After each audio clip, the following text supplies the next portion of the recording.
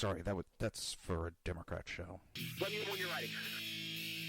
Was an extremely great conservative commentator. We're tearing it up on Wednesday night. This is awesome. This will allow me to retort. Well, this is Jersey Joe for the Reaver of Common Sense show. I'm on shrmedia.com. Actually, I just totally screwed up. This show contains language that some viewers may find offensive.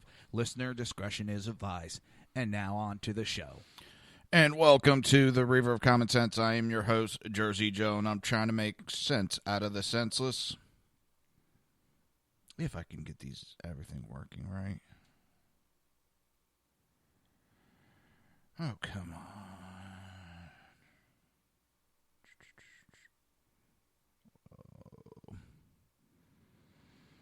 Go away for a weekend and everything goes hell bent for leather. Welcome to the Reaver of Common Sense. I'm your host, Jersey Joe, and I'm making sense out of the senseless. The Jersey Takeover's here. We have expanded to 2 hours every Monday through Friday, 9 p.m. to 11 p.m. Eastern Standard Time. And if you want to watch a broadcast, it's easy. Go to reaver.one. That is REAVER.ONE. And just click on the SHR TV button up top. It was a great weekend for me. Hopefully everybody else had a good weekend. Now, I'm going to give a warning. We do have a pretty good storm going through my area. So if the broadcast goes off, I lost power or internet. Just to let you know, give a little forewarning. I see things haven't calmed down. Things are just as nutty, and liberals are still attacking. I see they've upped their attacks on conservative hosts. We'll talk more later on it. I see they've gone after Eric Bolling. What's scary is they're not changing up the game. They're using the same tactics, and Fox keeps on buying it.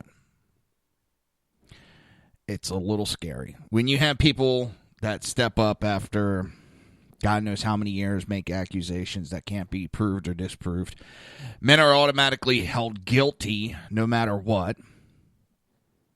You know, it's pretty disgusting. Listen, if I sexually harass a woman, I expect to get in trouble. If anybody does, they should get in trouble.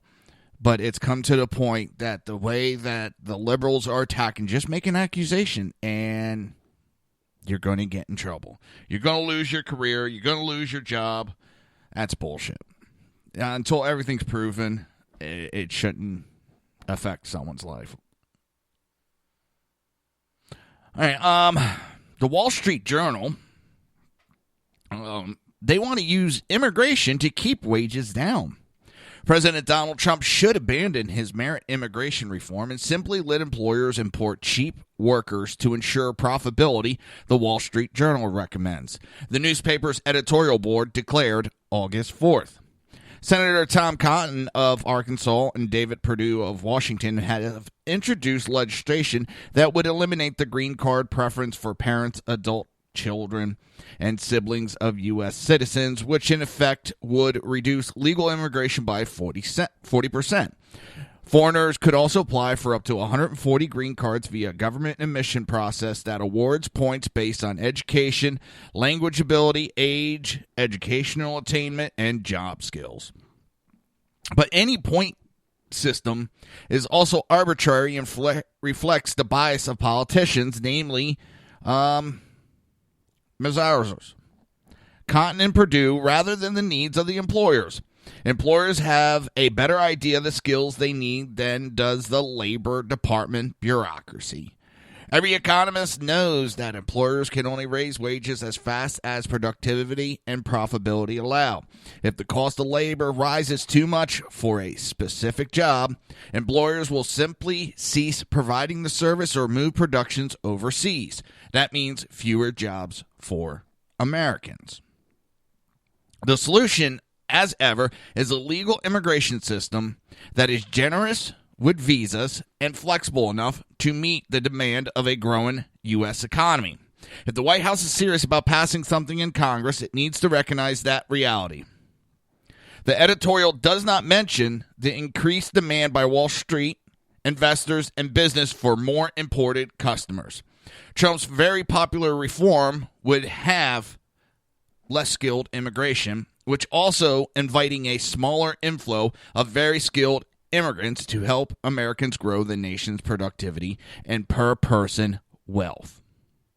Under pre-Trump policies, the federal government annual import 1 million legal immigrants into the United States just as 4 million young Americans turn 18. The annual inflow has kept American wages down and now created a country-sized population of roughly 40 million consumers. Think about that. 1 million immigrants for every 4 million Americans who turn 18. The federal government also annually awards roughly 1.5 million temporary work permits to foreigners, grants temporary work visas to roughly 500,000 new contract workers such as H-1B workers, and also largely ignores the resident population of 8 million employed illegal immigrants. The current annual flood of foreign labor spikes. The current annual flood of foreign labor spikes profits and Wall Street values by cutting salaries for manual and skilled labor offered by blue-collar and white-collar employees. It also drives up real estate prices, widens wealth gap, reduces high-tech investment, increases state and local tax burden, hurts kids' schools and college education, and sidelines at least 5 million marginalized Americans and their family.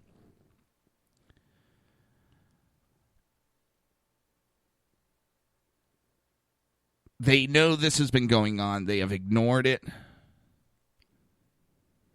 They've destroyed, actually, the middle class by doing this. And it's been in effect because it's widened the gap between the haves and the have-nots. And as much as the liberals love to run around and say they want everybody equal, well, they don't exactly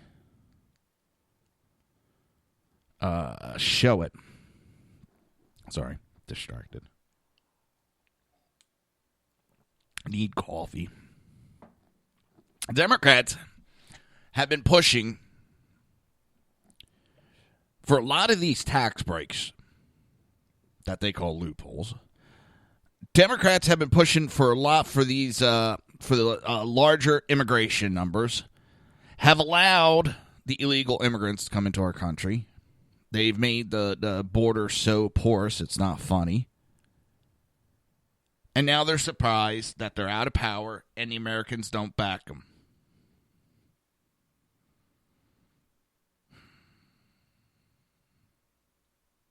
Well, when you keep kicking the people, sooner or later, they're going to kick back.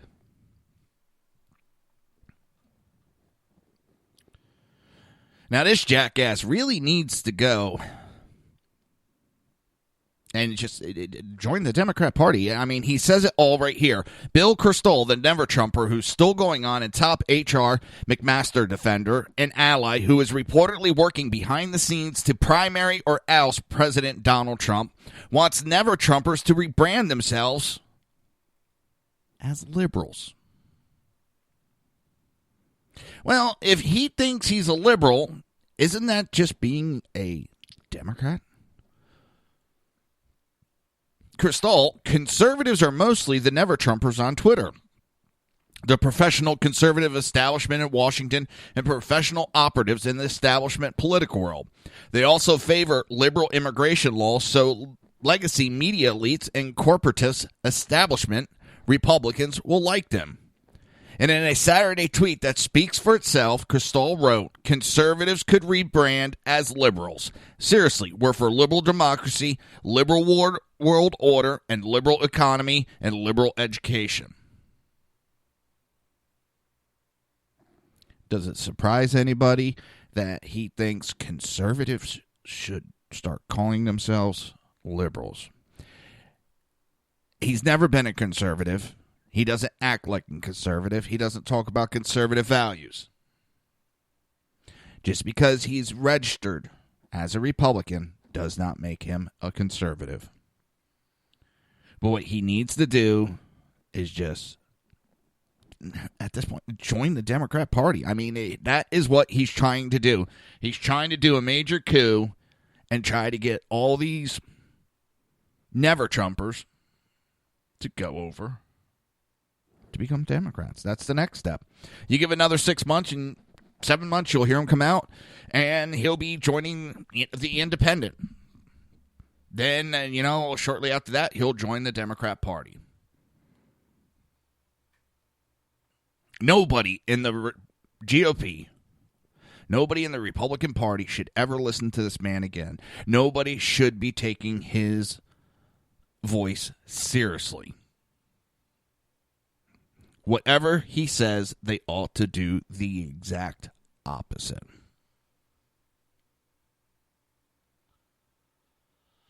I just started laughing when I saw this and saw that he tweeted that they need to rebrand as liberals. Seriously. What the hell are you thinking? According to the New York Times report, Kristol said he had begun informal conversations about creating a committee not to renominate the president. We saw how much influence that he had this past election. None. He tried anything and everything to stop Trump from becoming the nominee. But not only was he the nominee, he is now the president.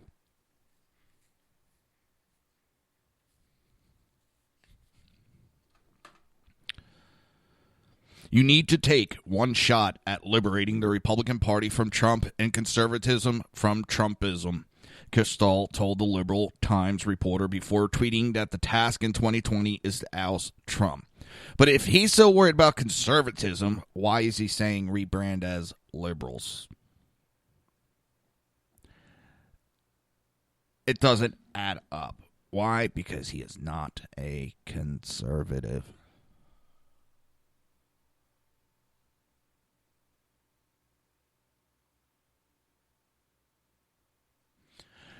But as I said, Kristol is plotting to primary oust Trump and must take one shot at removing the POTUS.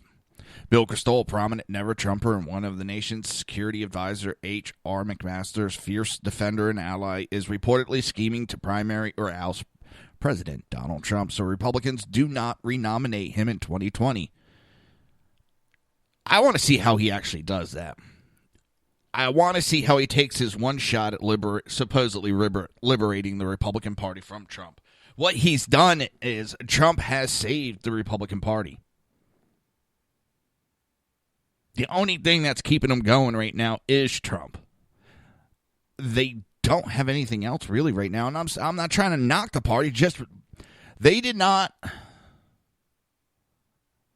Their self-evaluation really wasn't a self-evaluation that they talk about. They did this big dissection. The only reason why they won that presidential election is the way Trump ran it. Any other Republicans, whether I liked them or not, I liked Cruz. I don't think he could have beat Hillary Clinton. Jeb Bush couldn't have won. Lindsey Graham had no shot. Marco Rubio, no. None of them had. John Kasich, yeah. He should have dropped out he should have never stayed in as long as he did. He was like a little Klingon. And he just hung on. It was an embarrassment. If anything, Cruz ought to be pissed at Kasich because Kasich was stealing votes away from Cruz and a shot at winning the primary. The only way they won was Trump was willing to fight back. Republicans are too scared to fight back. You're starting to see them wake up now. But under Kristol, he wants them to play second fiddle to the Democrats. He's there's no difference between a Democrat and Kristall. You could label somebody anything. Hell, I can call myself the Pope. Doesn't make me the Pope. If I don't act it, and I don't, belong to the church, so it's. I'm not trying to knock Christianity or the Pope. It's just a saying I always heard. You can say you're the Pope all you want, doesn't make you the Pope. For some reason, it just sticks to me. When you have Kristall sitting there crying that he's this big conservative, but his actions never speak that he is. On Twitter, Kristall, the limelighting-seeking saboteur, seemed proud that he was again quoted in a legacy media paper, tweeting out the article and saying the task in 2020 is to oust Trump. He even suggested never-Trumpers should rebrand themselves as liberals. And again, what? How does that even make sense? I wish someone could explain to me how labeling conservatives liberals, which is pretty much a term reserved for Democrats. Not all Democrats are liberals, but all liberals are Democrats type deal. So I don't understand how rebranding themselves as liberal has anything to do with the GOP. Seeing what little relevance, hey, Melanie, he had was slipping away during the 2016 election cycle, Kristall spent most of the cycle trying to undermine Trump and get Hillary Clinton elected. There's another big shocker. He was trying to get a Democrat elected. He attempted to draft National Review's David French to be his never-Trump candidate. Like a failed AAA manager desperately trying to find even a high school team to allow him to coach, Kristall then worked with Rick put a bullet in Trump Wilson to draft an even more uninspiring candidate in Evan McMullen. That guy sucked the energy out of a room. McMullen, aided by supposedly the smartest tactician and pundit in the world who think they are so brilliant every day on Twitter, ran an embarrassing campaign that did not even resonate with voters in Utah. Here's the funny thing. You get these idiots, and they're on Twitter, and they go and they mock you, and they think they're smarter than everybody else. And I had several of them attacking me during the campaign, and I mean, they verbally went at me, insults, threats, everything, telling me how much smarter they are than me. Trump could never win. He could never do the job. They're better than everybody else.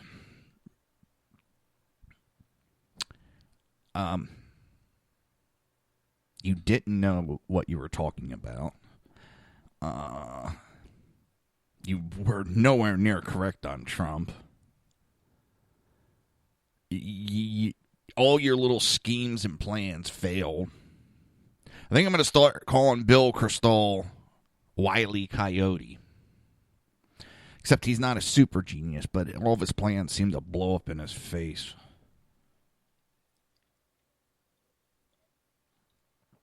As of May of 2017, McMullen's failed campaign that was used as a vehicle for operatives to get paychecks and never-Trump pundits to quote in legacy media outlets and make TV appearances were nearly a whopping $700,000 in debt to career political professionals whom Trump's success as a candidate threatened to put out of business.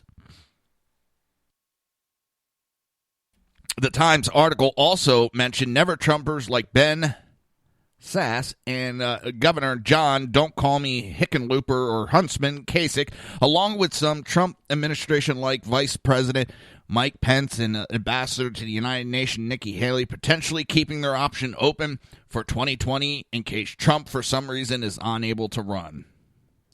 Senator Tom Cotton, who effectively praised McMaster and reportedly was one of the senators who pushed the White House to replace former National Security Advisor Mike Flynn with McMaster, is also mentioned in the piece. Pence's ambitious Chief of Staff Nick Ayers, according to the article, has signaled to multiple major Republican donors that Pence wants to be ready in case Trump is unable to run for re-election. Bill Kristall tweeted out, liberating the Republican Party from Trump and conservatism from Trumpism.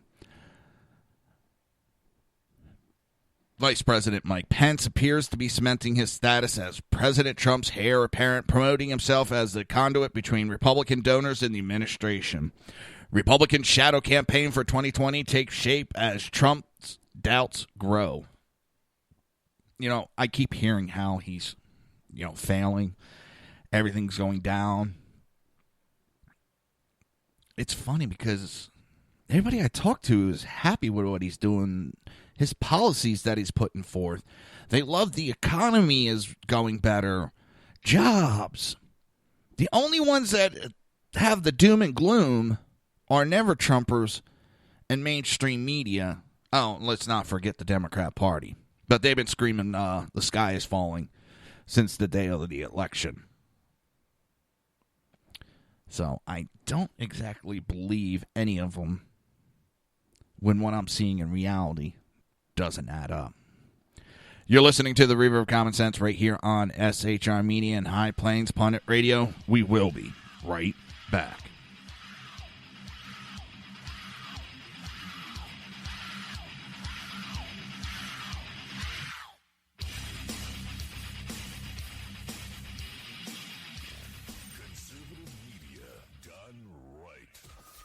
Listening to the SHR Media Network. Breaking news. According to the latest report coming out of SHR Media, a merchandise store to support both the Reaver of Common Sense and SHR Media has just been unleashed to the general public. Be forewarned that this site can be contagious and numerous items can be purchased to support the best news programming. Go to Reaver.one website and click on the store link to check out the merchandise.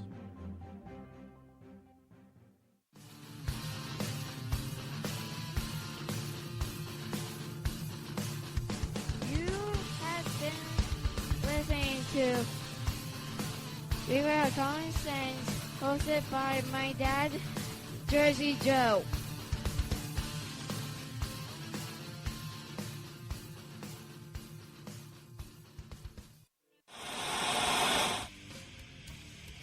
Beware, the Jersey Takeover is here.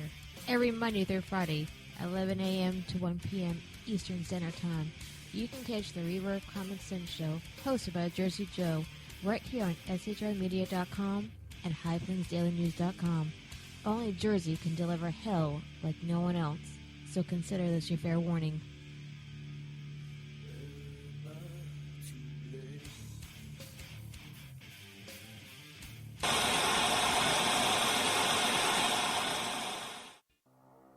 In a world controlled by corrupt politicians, You got a business. You didn't build that. a team of ordinary men emerge from the ashes to give voice to the voiceless and hope to the hopeless. Sackhead Sean. Dude, I'm not saying Catherine is stupid, bro. Sackhead Clint. All good friends of ours usually show up drunk. Also starring Sacco as the producer. I'm a little bit drunk, cause I'm drinking. They are the Sackheads Radio Show. Every Wednesday at 8 p.m. Pacific on shrmedia.com.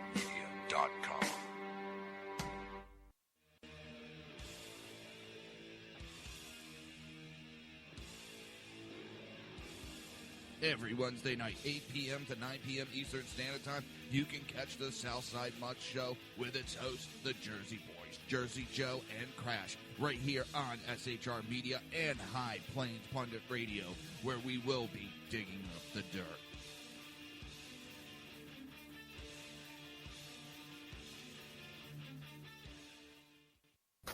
Times are dark.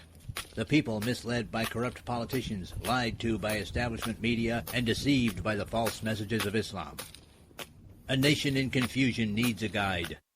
It needs a man with a cane. I'm Dave Milner. Join me on Spreaker, SHR Media, High Plains Talk Radio, Live Rebooting Liberty, and YouTube for a unique brand of commentary on the unpleasant blind guide. Because truth is not always pleasant. If you miss a show, don't worry. You can catch the replays two ways, rebootingliberty.com or the reaverofcommonsense.com. While you're there on Reaver of Common Sense, don't forget, drop in your email and keep up to date with everything going on, or click the like button on the Facebook widget. Now on to the Reaver of Common Sense.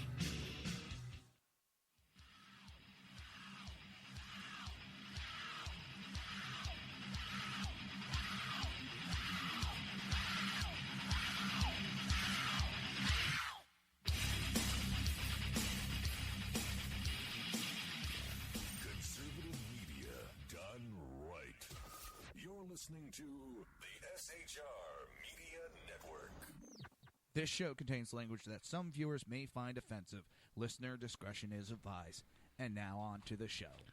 And welcome back to the Reaver of Common Sense. I am your host, Jersey Joe, and I'm trying to make sense out of the senseless. Well, where are we at? Oh. Still, this weekend was great. It was so much fun.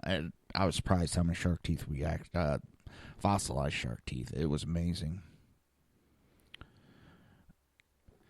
Hang on.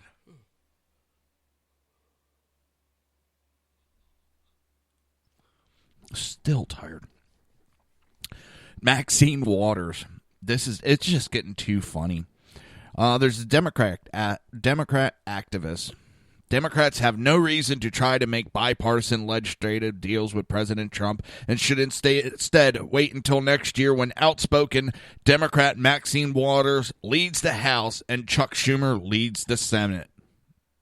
Democrat activist Robert Padalou, or whatever. Democrats looking at a president hovering around 30% approval rating. We can argue that approval rating, and I have, especially when you look at those that say his approval rating is so low, they have a tendency to have a higher number of Democrats and independents in the poll and young people. So their approval ratings aren't even accurate.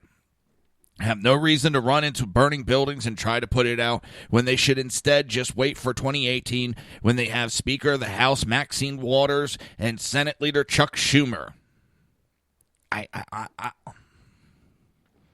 They actually think Nancy Pelosi is going to give up, and if anybody, that Maxine Waters would take over as the House Minority Leader. And I'm sorry, still, they think they're going to take over the House. That, anything is possible, but I think that is a major delusion. There's too much big numbers that they got to overcome. But if the Democrat or the Republicans don't get off their ass, there can always be an upset. But right now, I don't see it.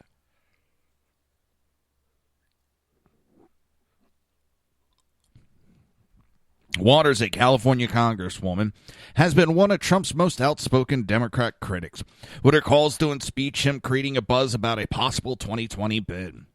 The comments presumes Democrats next year would retake control of the House and Senate, and that Waters would unseat now House Minority Leader Nancy Pelosi of California, who has been the chamber's top Democrat for roughly the past 11 years.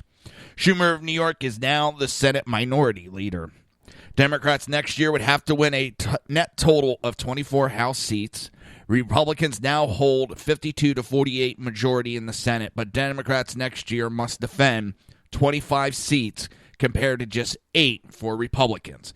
Now, what is it? Something like 10 of those 25 seats are in Trump-won states and won in large numbers.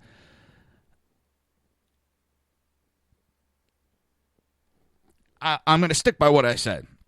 I think before November of 2018, we're going to get some kind of tax reform and health bill done. You're not going to see it get done right now. It's too far out from election. Damn it.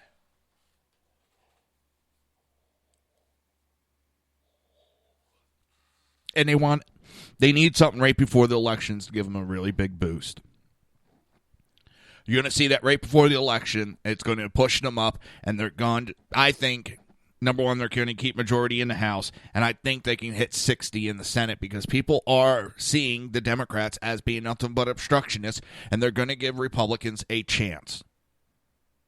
And if they get 60 and they can't do shit, then the Republicans would be in deep shit in 2020. I think people are going to give a little bit more leeway because they understand without majority leader or supermajority numbers in the Senate, they can't do diddly. Now, if after 2018 nothing gets done, then Republicans are in trouble for 2020.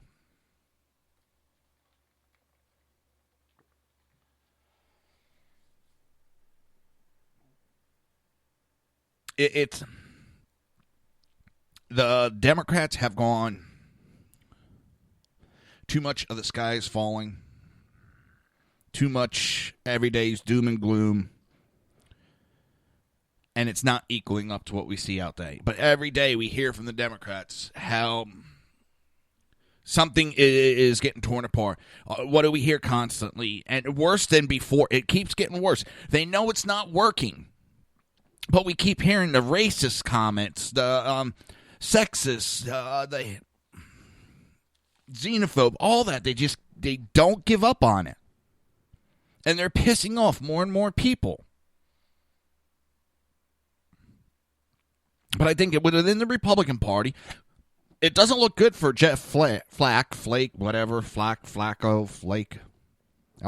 for him because it fits his personality. His numbers are in the toilet.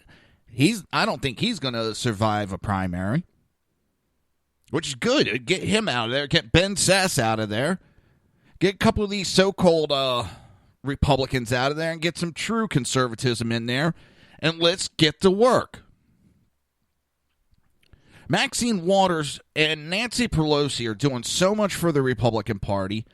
I don't want to see them go anywhere. You also have, on Friday's broadcast of ABC's The View, Representative Maxine Waters stated that after Donald Trump is impeached, Vice President Mike Pence won't be a better president than Trump and should be impeached as well. One of the show's hosts, Joy Bear, asked, do you think Pence will be better than Trump if he were impeached? No, and when we finish with Trump, Maxine Waters says, we have to go and get Putin. He's next. Bear then asked Waters if she meant Putin or Pence, and Waters classified she meant Pence. So her big thing, and it's been said before, that's the idea. And then Ryan will take over, and then they'll have him impeached. And they'll keep going until a Democrat takes over. They can't win a fucking election, so what do? They're going to try to attempt a coup. And they've been doing everything they can to attempt it. And this bullshit Russian investigation is just perfect example. They still have zero evidence. Zero proof. And I'll get the phone call from my mom. What about their grand jury being convened? Yeah, man, don't mean shit, Mom. It's very common for them to use that. It's witnesses, evidence. It's been said multiple times, and Deputy Attorney General says if Mueller wants to expand the investigation, he has to get permission. He cannot just start looking into finances of Trump and all that and their businesses. He has to get permission, which he is not, from what we're hearing, has not happened and has not received. It's the mainstream media blowing shit out of proportion, trying to keep the Trump-Russia story alive. Nothing more, nothing else. They're just trying to keep it alive. They think it is helping them. All the polls that I see, and everybody I talk to, they don't give a rat's ass. They don't believe all the bullshit. The only ones that care about it are Democrats and mainstream media.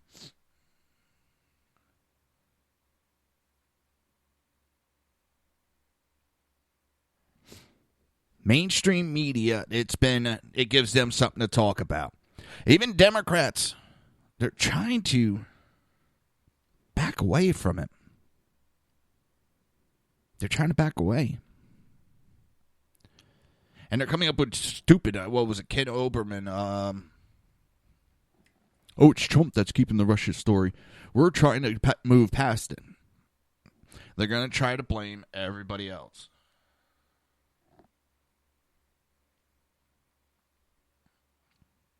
But it's not going to work. The American people are not that dumb. I mean, this is how frantic they are. You have Maxine Waters, and during an interview in New York's Power 105.1 FM Breakfast Club, Representative Maxine Waters stated that President Trump's behavior during the campaign is part of the reason she started calling for his impeachment, and says she believes Trump will be impeached by December. Yeah. Waters said that she saw Trump was a deplorable human being early in the campaign and didn't have any good values. She continued that right after Trump got elected, she started talking about impeaching him because not only the way that he conducted himself during the campaign, but we learned a lot about his allies and association who had ties to Russia and to the Ukraine and to the oil. Now she throws in Ukraine when it is Hillary Clinton who has the direct connection to Ukraine. And that's what they do. They taint their enemies with their weaknesses. So she's going to try to now start tying him to Ukraine because there's an investigation getting started into Hillary Clinton and her campaign and the DNC to Ukraine. So she's going to try, and she has to bring in, because they always do, about oil. It just, oh my God. I'd like to know what she learned about his allies and his associations and tie to Russia, because I have seen zero proof, zero evidence. She keeps yipping her gums, and I keep hearing Democrats yip their gums about it. They make a lot of accusations, but they never back them up. But God forbid you accuse Hillary Clinton of breaking the law. They fucking lose their mind and start accusing you of all this shit. How dare you make an accusation without any proof? And what the hell do they do nonstop? That's all they do. That's all they've done to Trump, is make accusations with zero proof. She added, I believe it is possible to impeach him. How long is it going to take? I don't know, but I give it till about December. Our new special counsel, Mr. Mueller, has impaneled a grand jury, as you know, as of yesterday, and they will be involved with investigations, and they can do indictments also. So little by little, drip by drip, it's happening. Shows how much she knows. Even an idiot like me knows that grand juries don't mean an indictment is forthcoming. It just means they're out to get some information, maybe get a testimony. That's it. It's not this big, exuberant, oh my God, he's going to get locked up. And what she's also doing, and why I say I like her, is she is giving false hope. And what's going to happen when nothing happens in December? She's going to look like an idiot. She's going to let these people down. Just as they've been screaming they were going to have him impeached before he got in office. The first day they were going to put paperwork in, it never happened. And it just keeps going and going, and nothing happens, and they look like a bunch of losers. And I hate to use language like that. I know people will get upset. Oh, you can't call them losers. That's what they're going to look like when nothing happens. What is she going to do when nothing happens? She'll blame Republicans covering it up and all this, and people are going to be laughing at her. But Waters then stated that that will get Vice President Mike Pence next if he becomes president. Wait a minute, if he becomes president. Well, if you impeach Trump, he's next in line to become president. Shows how little she knows. It just boggles my mind how, if we could, I understand why the Republicans never did it. They knew it would never pass. That's why they never put impeachment paperwork in on Obama. They were smart on that. I'll give them credit. They were smart, because it would have given power to the Democrats. But what's funny is how come every time we have a Republican president anymore, they keep putting in impeachment papers? I know it happened underneath Bill Clinton. He lied. He outright lied. We all know he did. He was allowed to get away with it. They put it in on George Bush. Democrats are looking like a bunch of whiny bitches that can't accept the loss. You're listening to the Reaver of Common Sense right here on SHR Media and High Plains Pundit Radio, and we will be right back.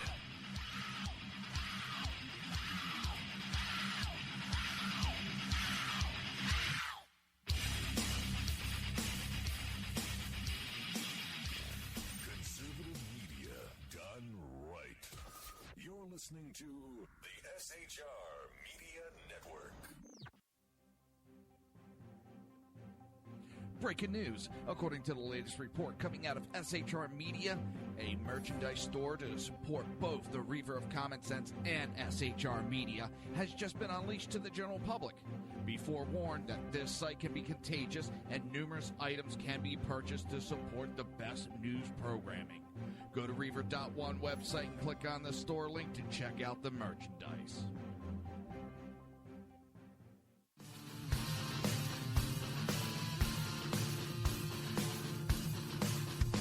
You have been listening to Reaver of Common Sense, hosted by my dad, Jersey Joe.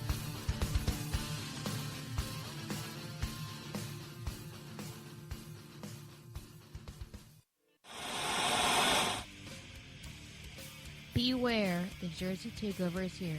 Every Monday through Friday, 11 a.m. to 1 p.m. Eastern Standard Time. You can catch the Reaver of Common Sense show, hosted by Jersey Joe, right here on SHRmedia.com and HighPlainsDailyNews.com. Only Jersey can deliver hell like no one else, so consider this your fair warning.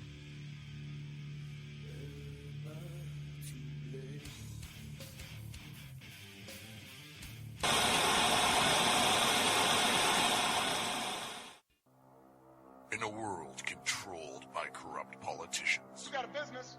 That you didn't build that. a team of ordinary men emerge from the ashes to give voice to the voiceless and hope to the hopeless. Sackhead Sean, Dude, I'm not saying cow for the stupid pro. Sackhead Clint, All good friends of ours usually show up drunk. also starring Sacco as the producer. I'm a little bit drunk, I'm a little bit drunk, 'cause I'm drinking, drinking, drinking. They are the Sackheads Radio Show. Every Wednesday at 8 p.m. Pacific on SHRmedia.com.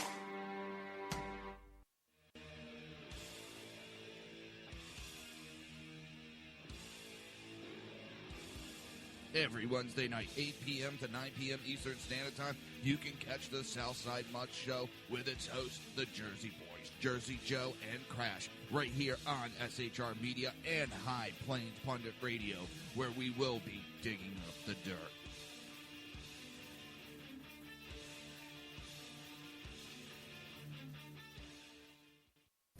Times are dark. The people misled by corrupt politicians, lied to by establishment media, and deceived by the false messages of Islam. A nation in confusion needs a guide. It needs a man with a cane. I'm Dave Milner.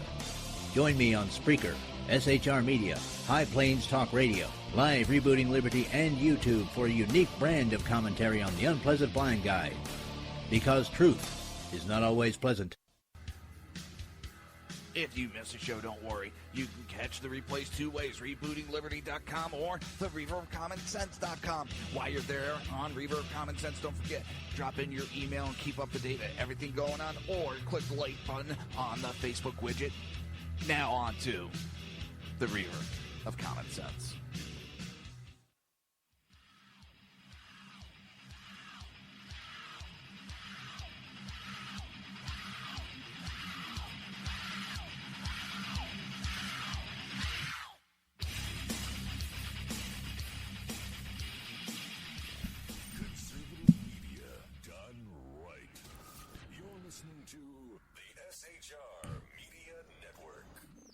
This show contains language that some viewers may find offensive.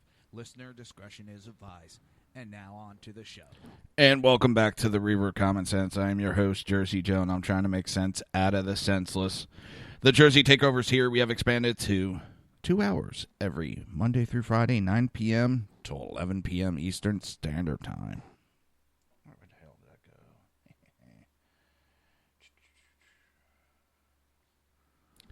Hate when I have to talk to myself.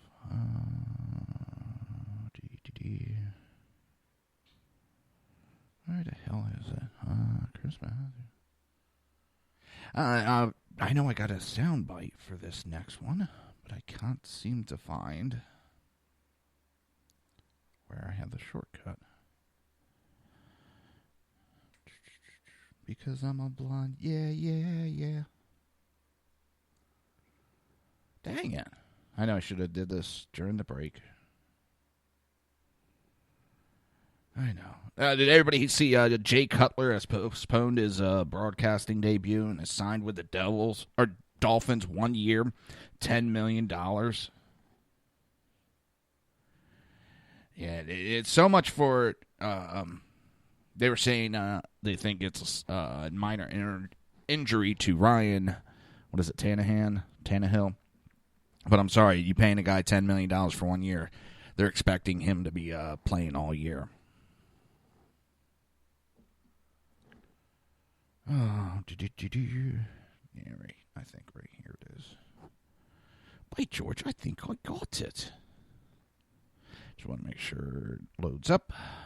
And then we'll get going. Because I screwed up. Yeah. Yeah, that's why I thought I'd have a commercial pop up.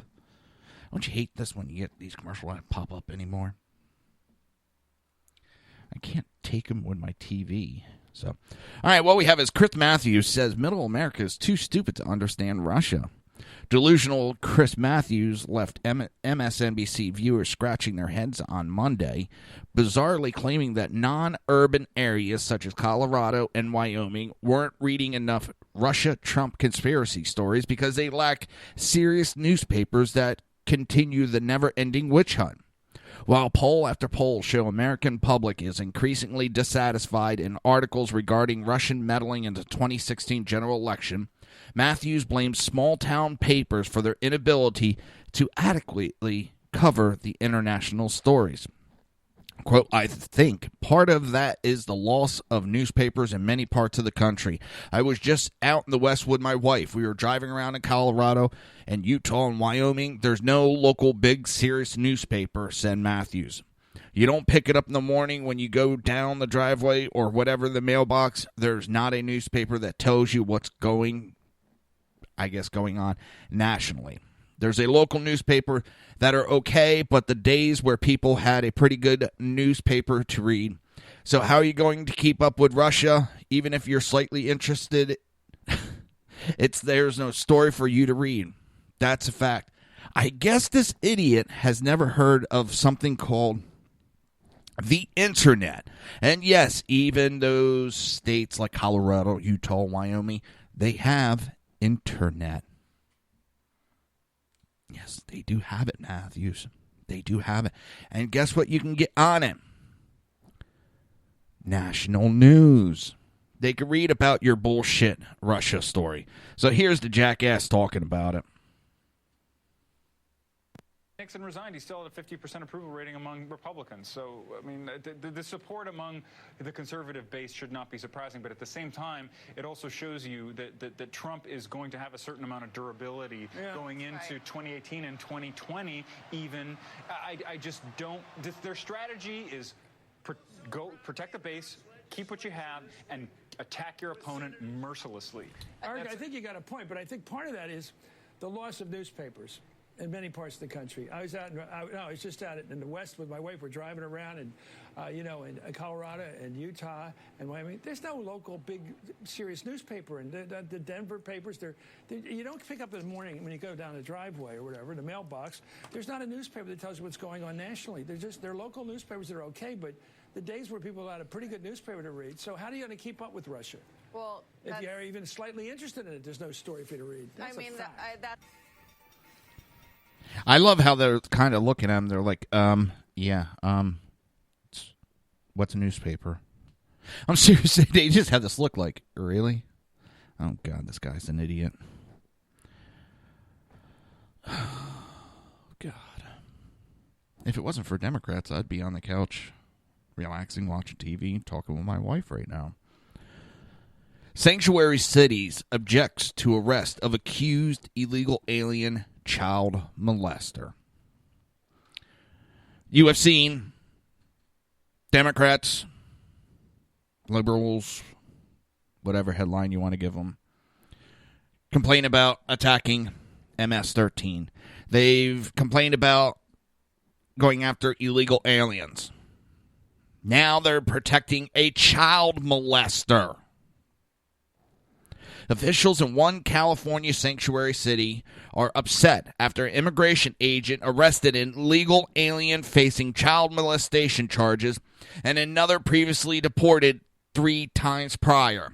The recent arrest took place in Hayward, California, when officers with U.S. Immigration Custom Enforcement were looking for an illegal immigrant, but in the course of their investigation, they found 42-year-old Jose Salgado and 34-year-old Antonio Valenzuela. Oh, and now, what is it they're trying to... They banned ICE agents from entering state buildings that were trying to arrest illegal aliens that are working for the state of California. So the state of California knows it is employing illegal aliens, which is a federal penalty for businesses to do it. They get penalized, but the state building is employing illegal aliens openly. But yeah, there's no double standard when it comes to who has to follow what laws. The arrest took place during an operation by ICE officers who were carrying out an enforcement operation targeting another individual in an unrelated case. They determined that both men were in the country illegally and detained them. Salgado was arrested earlier this year by local authorities on a felony charge involving lewd and lascivious acts with a minor. Prior to his recent arrest by ICE agents, Salgado had not been previously encountered by federal authorities. In the case of Venezuela, the Mexican national was previously deported 3 times and had 1 conviction of driving under the influence, but both men remained in federal custody. Soon after the arrest, Hayward officials issued a statement expressing their concern over federal immigration's arrest in the city. According to the statement, the circumstances leading to the arrest are concerning because of the prominent impact on the trust our officers and local government seek to maintain with all members of our community. How many times do I have to say? We have Democrats openly protecting criminals.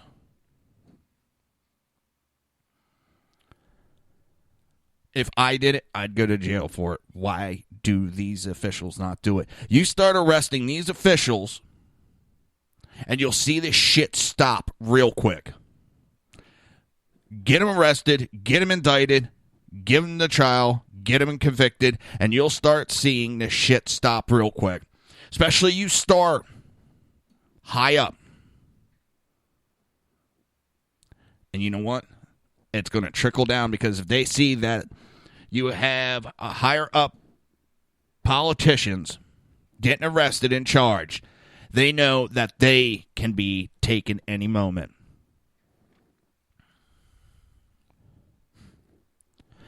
As a matter of policy, HPD and the City of Hayward employees do not seek to learn the immigration status of people with whom they come in contact in the course of providing law enforcement and other public services.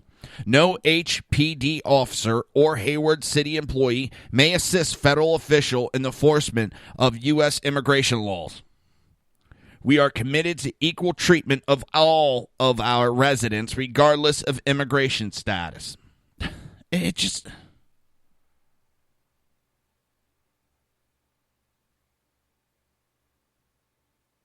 Then they wonder why we have so many people that choose to do whatever the hell they want. that they choose to break the law so willingly. When we have public officials doing it openly in defiance, and why shouldn't other people start to fall into that?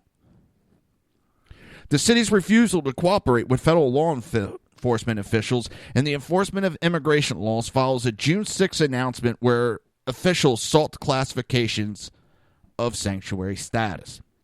Fostering a relationship of trust, respect, and open communication between city officials and residents is essential to the city's mission. The city's statement on the status revealed.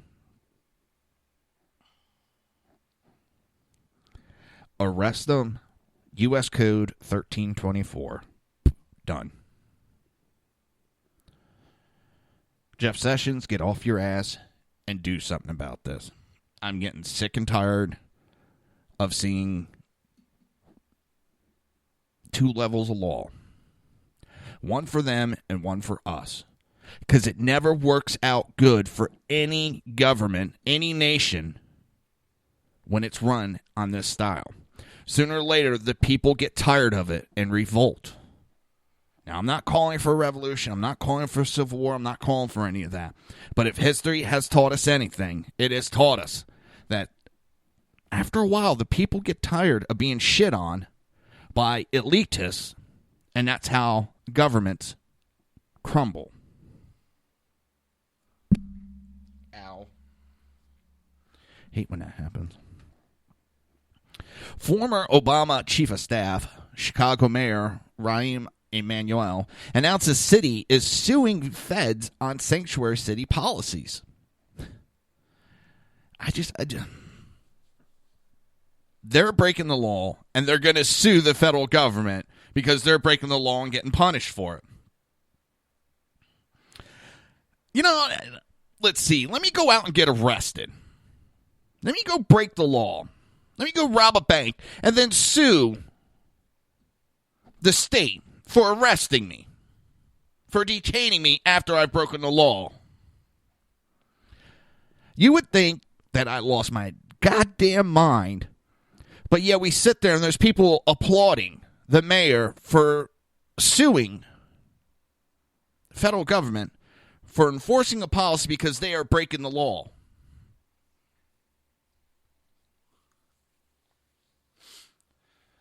Oh, my God. Why do we need laws then? If we're just going to ignore them, what, we switch to become Democrats? We could just ignore any law we want? That's what it's coming down to. They're protecting child molesters. They're protecting people who break into our country, ignore our laws. What other laws are they willing to break? They've already proven that they're willing to break our laws to get what they want. It's not a far stretch to think that they would go rob a store to get some money, sell drugs, whatever.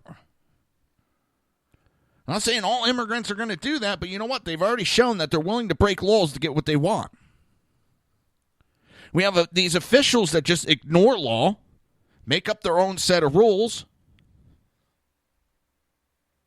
It's fucking ridiculous anymore. Our country's turning into a joke, led by the Democrat Party. And what will be our downfall? We were a country of laws. We're turning into a country of what laws can we ignore anymore. I guess as long as I can blame a Republican for it, I can go break any law I want. I'm not saying you go do that.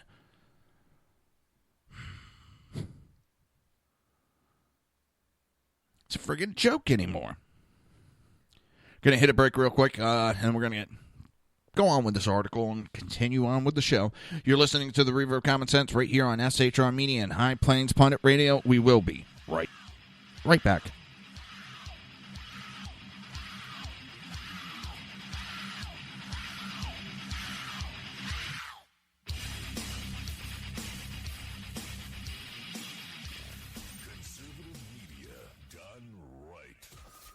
Listening to the SHR Media Network. Breaking news. According to the latest report coming out of SHR Media, a merchandise store to support both the Reaver of Common Sense and SHR Media has just been unleashed to the general public. Be forewarned that this site can be contagious and numerous items can be purchased to support the best news programming. Go to Reaver.one website and click on the store link to check out the merchandise.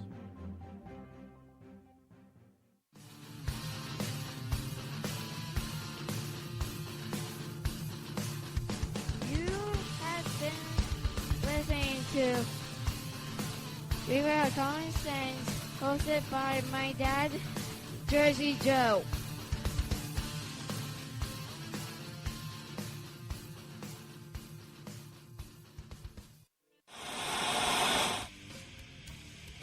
Beware, the Jersey Takeover is here. Every Monday through Friday, 11 a.m. to 1 p.m. Eastern Standard Time. You can catch the Reaver of Common Sense show, hosted by Jersey Joe, right here on shrmedia.com and highplainsdailynews.com. Only Jersey can deliver hell like no one else, so consider this your fair warning.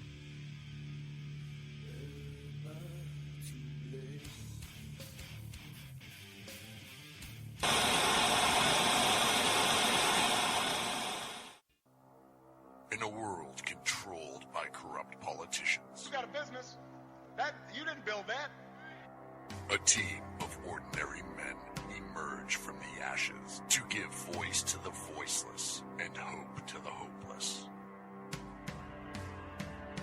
Sackhead Sean, Dude, I'm not saying Catherine is stupid, bro. Sackhead Clint, All good friends of ours usually show up drunk. also starring Sacco as the producer.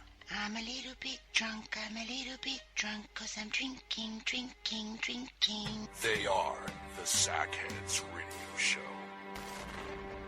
Every Wednesday at 8 p.m. Pacific on shrmedia.com.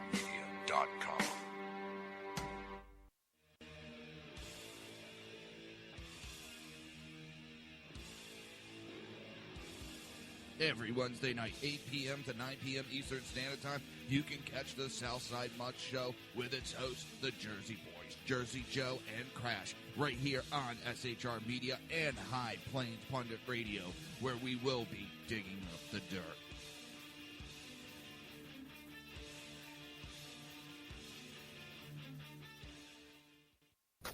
Times are dark. The people misled by corrupt politicians, lied to by establishment media, and deceived by the false messages of Islam.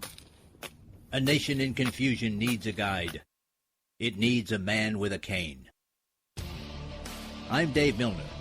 Join me on Spreaker, SHR Media, High Plains Talk Radio, Live Rebooting Liberty, and YouTube for a unique brand of commentary on the unpleasant blind guide. Because truth is not always pleasant. If you miss a show, don't worry. You can catch the replays two ways, rebootingliberty.com or the reaverofcommonsense.com. While you're there on Reaver of Common Sense, don't forget, drop in your email and keep up to date with everything going on, or click the like button on the Facebook widget. Now on to the Reaver of Common Sense.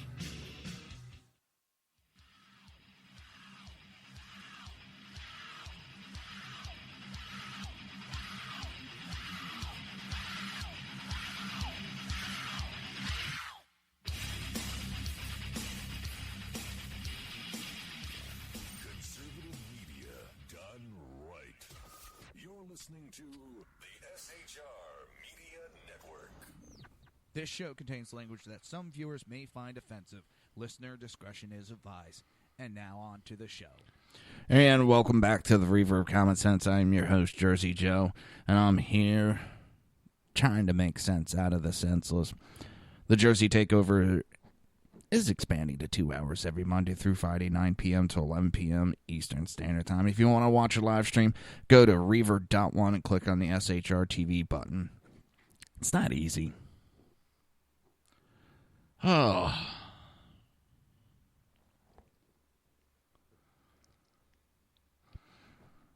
What were we talking about? Where were we? Oh, the former Obama Chief of Staff, Chicago Mayor Raheem Emanuel.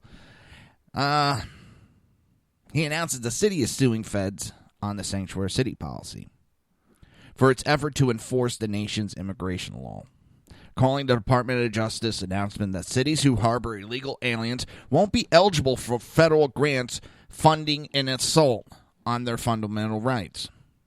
Chicago will not let our police officers become political pawns in a debate, Emmanuel, a Democrat, said at a news conference on Sunday, according to Reuters. Chicago will not let our residents have their fundamental rights isolated and violated, and Chicago will never relinquish our status as a welcoming city. The federal lawsuit comes less than 2 weeks after Attorney General Jeff Sessions announced the U.S. Justice Department would bar cities from a certain grant program unless they allow immigration authorities unlimited access to local jails and provide 48-hour notice before releasing anyone wanted for immigration violations, Reuters reports. On July 25th, Attorney General Jeff Sessions announced that state and local law enforcement would be notified about new requirements for receiving Brian JAG grants to fund local enforcement-related programs. What's funny is these programs are grant programs. They're not guaranteed. They're not entitled to it. You have to meet certain requirements to even apply for these grants, and they're putting in this as a requirement, and oh my God! Well, there's a lot of programs that a lot of police departments aren't eligible before because they don't meet the requirements for those grants. I don't see them running around suing every 5 minutes. Maybe Chicago should either, okay, we're not going to get that money because we choose to break the law. It's that simple. They're choosing to break the law. They're choosing not to meet the requirements for that grant. Now they want to complain that they're entitled to that grant. The liberals, they think they're entitled to everything. It's fucking sickening. Recipients for the fiscal year 2017 will be notified of new conditions of the grant that will increase information sharing between federal and state and local law enforcement, ensuring that federal immigration authorities have the information they need to enforce immigration laws and keep our communities safe, the DOJ announced. But it's okay when they blackmail the public, when the Democrats blackmailed us into buying a product, or be fined. Be taxed. Sorry, taxes everybody pays. Fines are what's given to you when you do not when you disobey a law.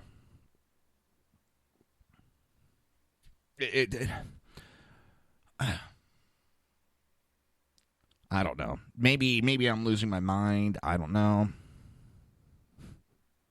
So-called sanctuary policies make all of us less safe because they intentionally undermine our laws and protect illegal aliens who have committed crimes, Sessions said on the occasion of the notice. These policies also encourage illegal immigration and even human trafficking by perpetuating the lie that in certain cities, illegal aliens can live outside the law. Sessions said the policy is consistent with long-established cooperative principles among law enforcement agencies. This is what American people should be able to expect from their cities and states.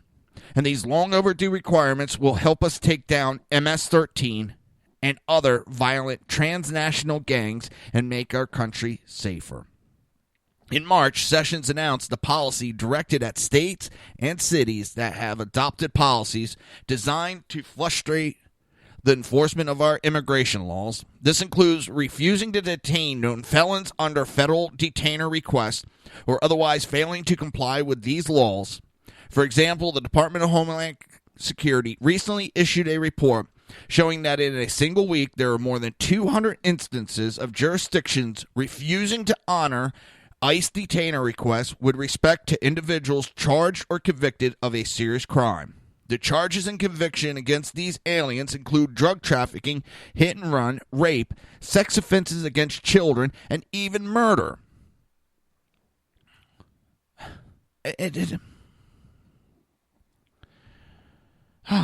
Sessions made these statements urging state and local jurisdictions to comply with federal law, specifically 8 U.S. Code Section 1373, in order to receive grants. The Trump administration proposal budget requests $380 million in that funding for 2018, with Chicago slated to receive $3.2 million for equipment for law enforcement operations. Justice Department spokeswoman Sarah Flowers said in a statement issued to the Associated Press on Sunday that the mayor should be focused on staggering statistics on homicide in Chicago. In 2016, more Chicagoans were murdered than in New York City and Los Angeles combined, so it's especially tragic that the mayor is less concerned with that staggering figure than he is in spending time and taxpayers' money protecting criminal aliens and putting Chicago law enforcement at greater risk.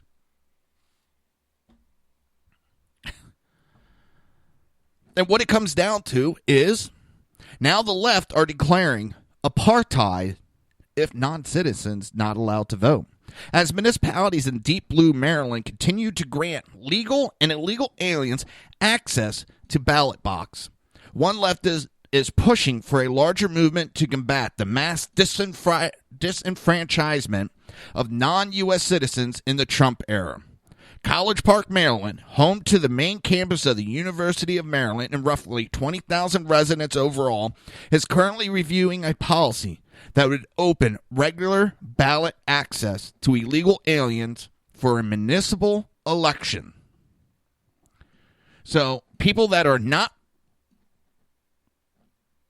citizens of the United States can now vote in this municipality. I wonder if I could vote. Since I'm a citizen of the United States, I may not live in that town, but I should be able to vote in that town then. So should you. Everybody should be able to vote in that town. Hell, why don't we all just vote for everything, everywhere? Why can't I vote for the president of France, Germany? That's what they're saying. They want these illegals to allow to be vote. Why shouldn't I be allowed to vote everywhere else in the world then? If all these non-citizens can vote in our country, then make it open that I can start voting in everybody else's countries. Because I'd sure love to push my conservatism into some of these communistic bastard of a countries. Probably help out Germany in their rape session that's going on.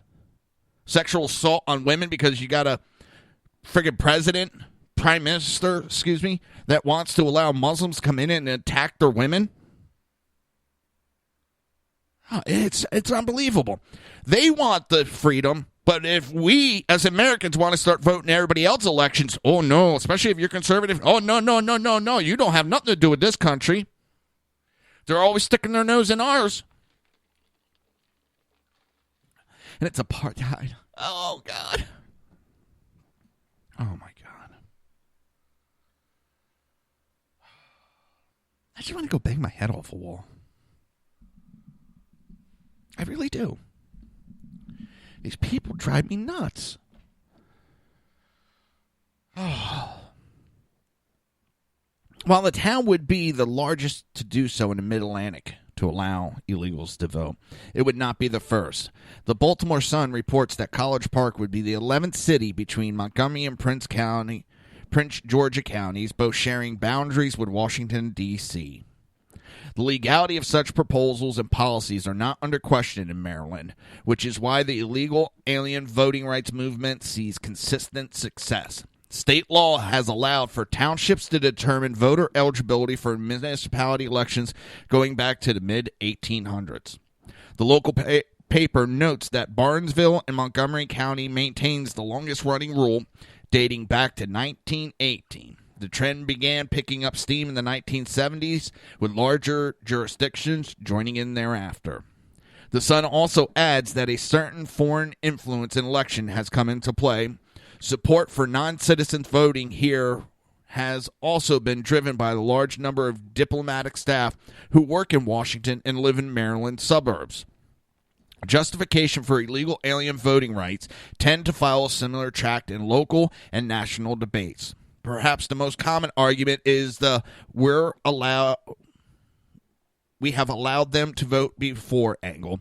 While the United States has experimented with franchise eligibility over the ages, certain federal laws prohibit any non-U.S. citizen from participating in an election, much less registering to vote. Felony convictions, deportation, and barriers to nationalizations are all intended deterrents, despite the fact that no requirement rests on voter registrations to verify claims of citizens during the process. Other liberal states show serious conversations on illegal alien voting increase recently. One activist in California is now dialing up the rhetoric well beyond historic claims and appeals to broadening democracy, favoring political overtones. Joe Matthew writes in the Sacramento Bee that it's time to go on the offensive against Donald Trump's larger concerns for election integrity by empowering non-citizens to vote. They can't win with the American people, so they gotta chuck in people. Given Trump's threat to both immigrant and democracy, this is the moment to give the franchise back to non-citizens, Matthews argues. He also compares California to an apartheid state until it grants voting rights to all present. California is home to about 5 million adults, that's 1 in 6 adults, who can't vote because they're not citizens. This mass disenfranchisement is an affront to American principle.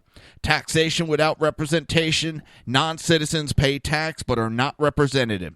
Consent of the governed. Non-citizens must follow our laws but cannot vote to consent. Home of the brave. Non-citizens serve in the military but can't vote for the government that sends them to war. We Californians tolerate this apartheid, even though the lesser statute of non-citizens, especially the 2 million plus undocumented Californians, makes them more vulnerable to abuse and removal from the country they've helped build. To its credit, California has taken steps on behalf of non-citizens who now enjoy in-state tuition to our public university, driver's license, the ability to practice the law, and if they are children, state-funded health care. Rather than admitting that the referenced actions are pathways to naturalization, the activists contend that California won't be equal until all have ballots, only further blurring the distinctions between citizen and not. The column laminates the fact, however, that Governor Jerry Brown serves as a major impediment to statewide change, given his record of opposing such matters. While Maryland and select portions of New York, California, and Illinois struggle with granting voting rights to illegal aliens, Virginia was recently reported to be identified and removing non-U.S. citizens from voter rolls at an alarming rate. The Public Interest Legal Foundation found more than 5,500 voters were canceled by the Commonwealth over citizenship concerns in May. Local clerks in Maryland report that steps are taken to keep illegal aliens from voting in races they are not eligible for. Should elections be held on the same day? Tacoma Park told the Baltimore paper that separate registration lists are kept to prevent ballot confusion. The College Park City Council is slated to debate the measure on Tuesday, August 8th. Well, I guess, why don't we flood that debate? We should. Doesn't matter if we're not citizens, our residents. I mean, hell, they're trying to allow non-citizens the ability to vote. What does district matter then at that point? And if I was close enough, I would go to it. It's absolutely a joke anymore. They want to do whatever they want to do. And they know the only way they're going to win anymore is they have to bring in these illegals. That's the only way they're going to win. They got to stack the vote.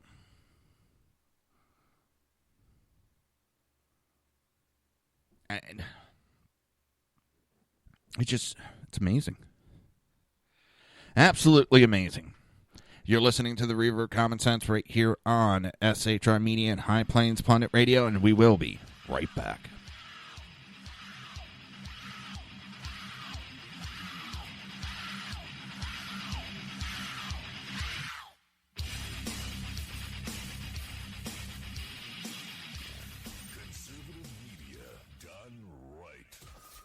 Listening to the SHR Media Network. Breaking news. According to the latest report coming out of SHR Media, a merchandise store to support both the Reaver of Common Sense and SHR Media has just been unleashed to the general public. Be forewarned that this site can be contagious and numerous items can be purchased to support the best news programming. Go to Reaver.one website and click on the store link to check out the merchandise.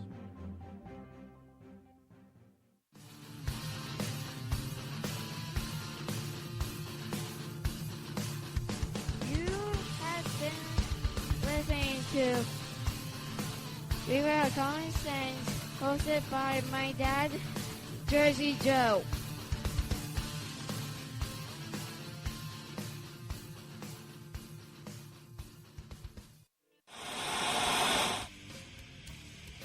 Beware, the Jersey Takeover is here. Every Monday through Friday, 11 a.m. to 1 p.m. Eastern Standard Time. You can catch the Reaver of Common Sense show, hosted by Jersey Joe, right here on shrmedia.com and highplainsdailynews.com. Only Jersey can deliver hell like no one else, so consider this your fair warning.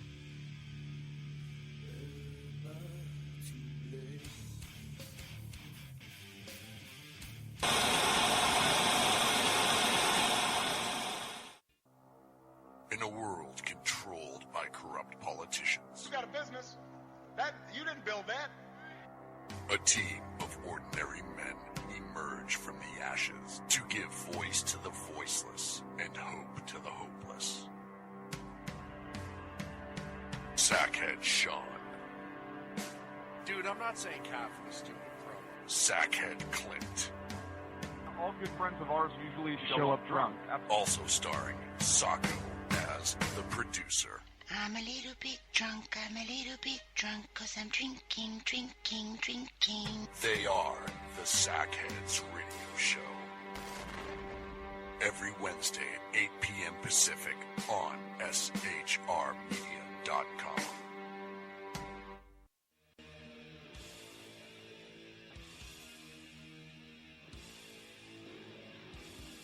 Every Wednesday night, 8 p.m. to 9 p.m. Eastern Standard Time, you can catch the Southside Mutt Show with its hosts, the Jersey Boys, Jersey Joe and Crash, right here on SHR Media and High Plains Pundit Radio, where we will be digging up the dirt.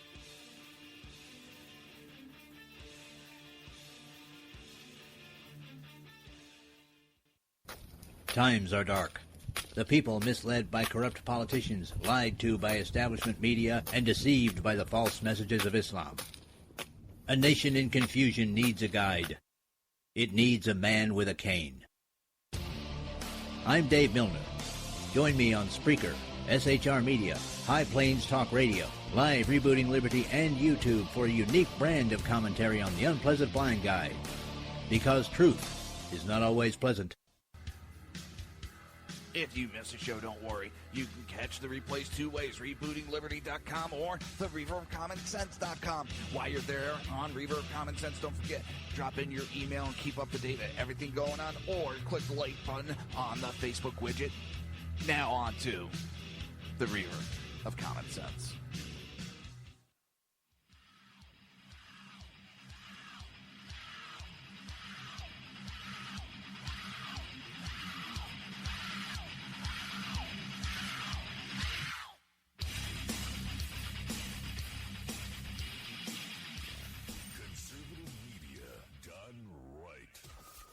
Listening to the SHR Media Network.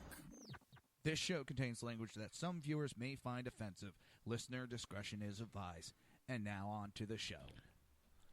And welcome back to the Reaver of Common Sense. I am your host, Jersey Joe, trying to make sense out of the senseless. I don't know.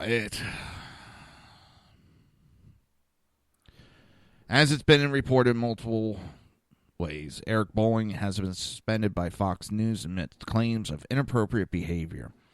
Now, it's going back several years ago. He supposedly sent these photos in a text to a couple of females. I always ask, why does it take 5, 6, 7, 10 years for him to come forward when it's almost impossible to prove or disprove at that point? And it's funny that Huffington Post.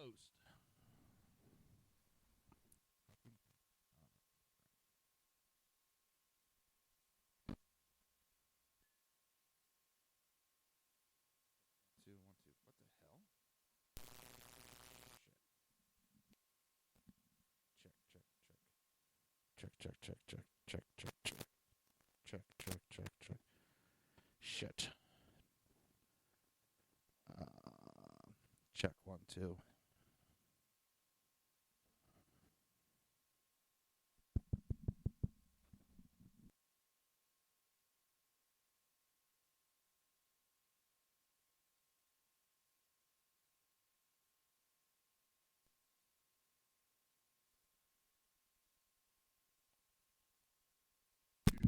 Check. All right. For some reason, just all of a sudden, my mic just kicked out there. Out of nowhere, it just gone. Sorry about that. It's funny, it's the Huffington Post that reported the allegations. And it's, when I read the original article, it was like 14 unanimous sources have told us. Sound doesn't sit right when I start seeing that. I'm sorry. I don't find that credible when I start seeing a bunch of unanimous sources. It's funny how this is the same allegation that's going on. And it just seems like liberals are attacking conservative voices. Again, they can't win with facts, so they're trying to silence conservatives. But only time will tell to see what happens. It's... I don't understand how... And I'm not trying to say just because it didn't happen right away, it didn't happen. But it's weird how always we hear these accusations so many years later. We had it with Trump during the election. All of a sudden, and 20 years later, someone's making this accusation.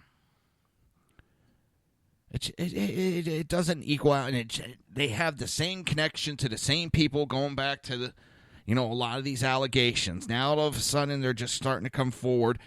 Supposedly one of them has connections back to O'Reilly. Well, when she made the accusations against O'Reilly, why didn't she come forward about Eric Bolin? It's just too weird. Too many questions that are opening up with it that makes me really concerned that this is just another attempt to silence a conservative.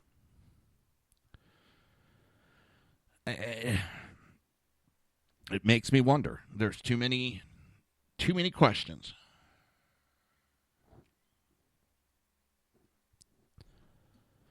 All right, let's see where we're at. But yeah, Eric Bolin's been suspended for right now during an investigation. We'll see how that plays out.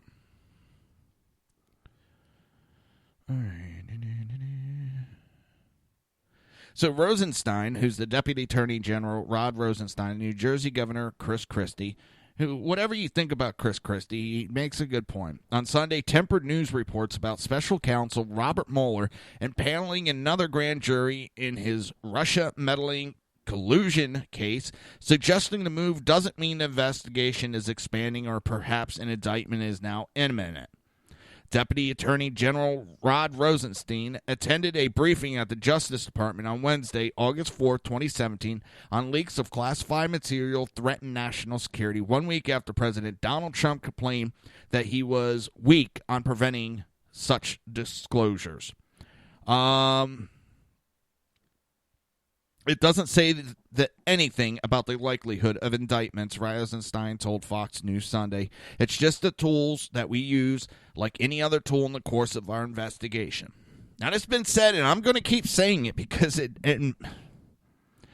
tells you something. With all the leaks that we have going on, all the goddamn leaks, if there was one piece of evidence that linked Trump to collusion, one piece,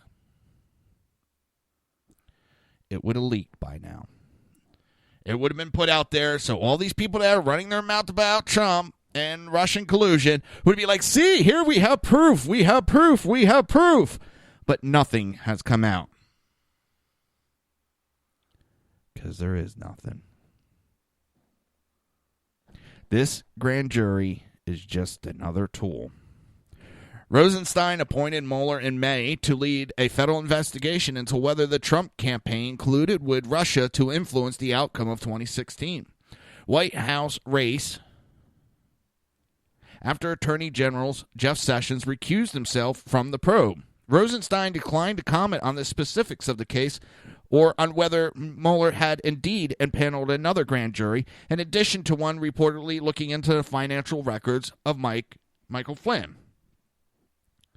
Flynn, a retired Army lieutenant general who was a campaigner for Donald Trump, was fired as White House National Security Advisor after failing to fully disclose at least one conversation with a Russian official.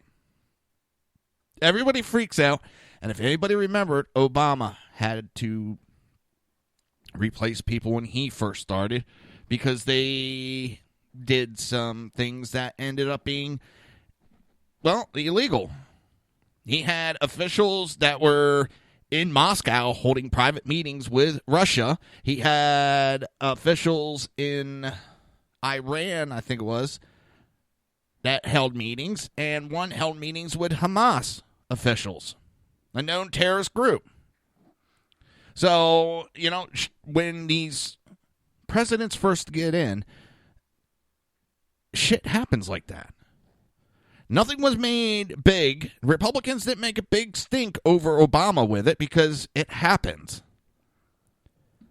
I don't think Mike Flynn was intentionally doing that. I mean, Jesus Christ, there's conversations that happen all the time. I forget I fucking have. I forget what I had goddamn for lunch.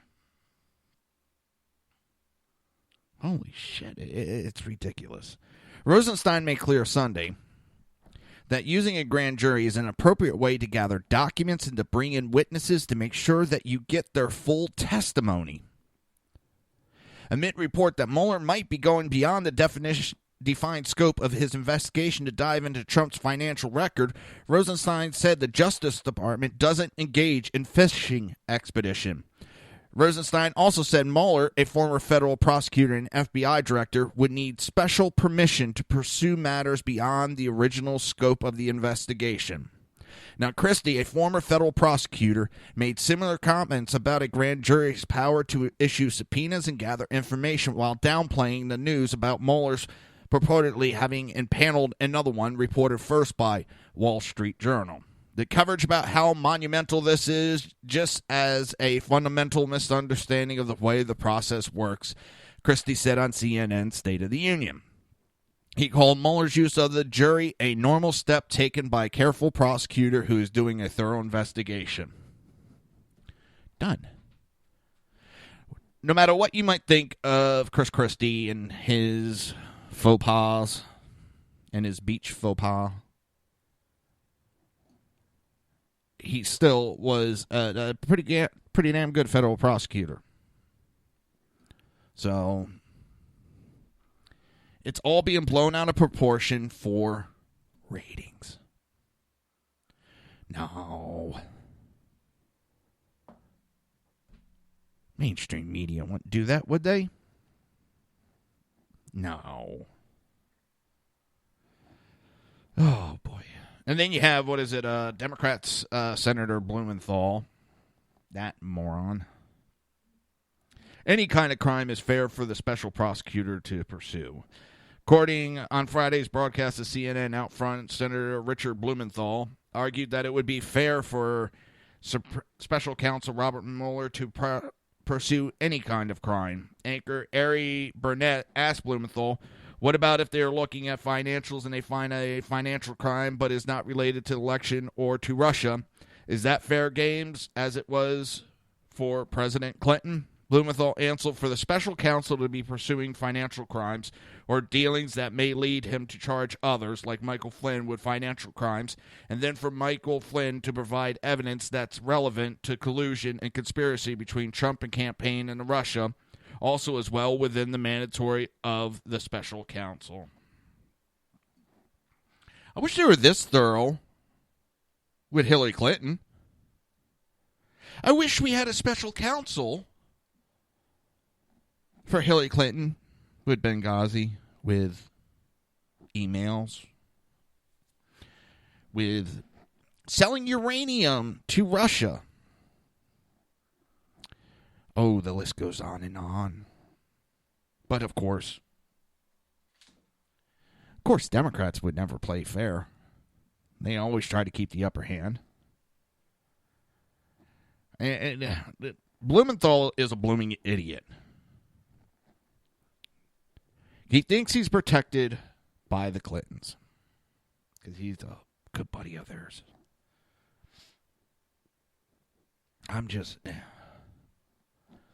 It's so tiresome.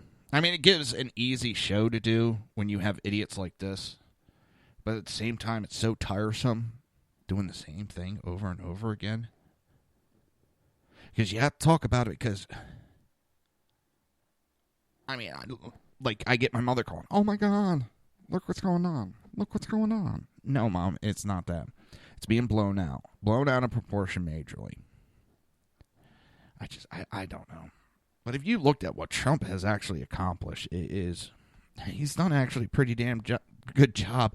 And the stuff he's doing is being done in the background. And you don't realize it's going on. That's the funny part. You don't realize all this is going on in the background. And I'm trying to find something. As much as Trump's made a few hiccups along the way, it is still, the good has outweighed, in my opinion, the bad.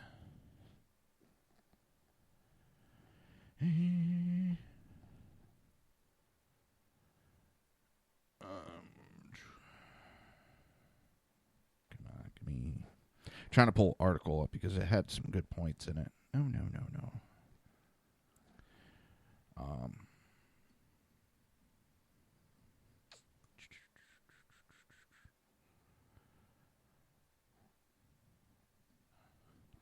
There's a question whether Trump is a failed president already. He's only been in office, what? A couple months? January. 6 months, something like that. And, he's a failed president. No, he isn't. Still got a lot more to go. He's enacted more legislative and signed more executive order in the first 100 days than any president in half a century. He's enacted 28 pieces of legislation, more than any other president since Truman. Signed 25 executive orders in the first 100 days. Achieved first Supreme Court confirmation in 100 days since 1881. Instituted tough immigration policies that have driven illegal border crossings to a 17-year low. Removed more job-killing regulations through legislative than any president in U.S. history. Has saved already $18 billion annually. Economic optimism has been renewed with consumer confidence reaching its highest level in 16 years. Ordered the toughest new rules to stop the revolving door between Washington lobbyists and government officials in history. Job creation, stronger enforcement of trade guidelines, approving permits for the Keystone and Dakota Access Pipeline, study into using American material in future pipeline construction, withdrawing from the Trans-Pacific Partnership, historic partnership with the private sector, immigration, ordering a freeze and study of immigration from areas comprised by terrorism, halting funding to sanctuary cities, increasing number of immigration enforcement personnel, established commission on opiate crisis, standing with law enforcement officials, created a task force on violent crimes, tackling international cartels, national security targeting strike on Syrian airfield, travel restriction with select country comprised by terrorism, new Iran sanctions, calling in for increased defense spending and budget blueprint, cost savings on the F-35, cutting regulations. He has energy independent executive order, revocation of federal contracting, reexamination of CAFE, review of water of the United States rules, creation of the regulatory task force. Keeps going on.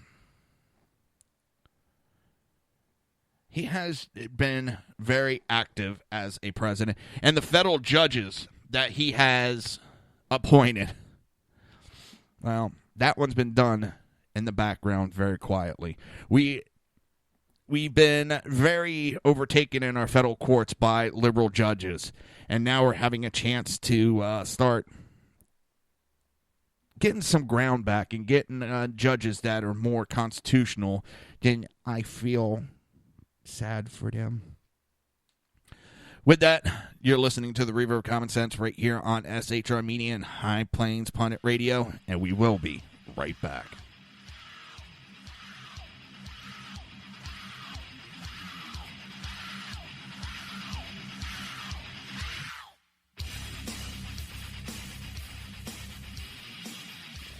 Conservative media done right.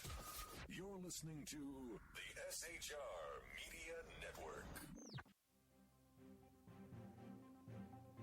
Breaking news. According to the latest report coming out of SHR Media, a merchandise store to support both the Reaver of Common Sense and SHR Media has just been unleashed to the general public. Be forewarned that this site can be contagious and numerous items can be purchased to support the best news programming. Go to Reaver.one website and click on the store link to check out the merchandise.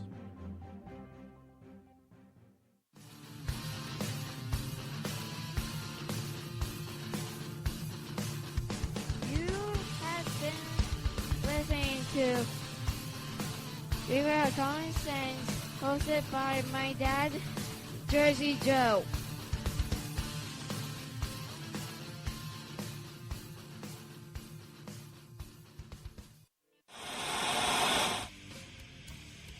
Beware, the Jersey Takeover is here. Every Monday through Friday, 11 a.m. to 1 p.m. Eastern Standard Time. You can catch the Reaver of Common Sense show, hosted by Jersey Joe, right here on shrmedia.com and highplainsdailynews.com. Only Jersey can deliver hell like no one else, so consider this your fair warning.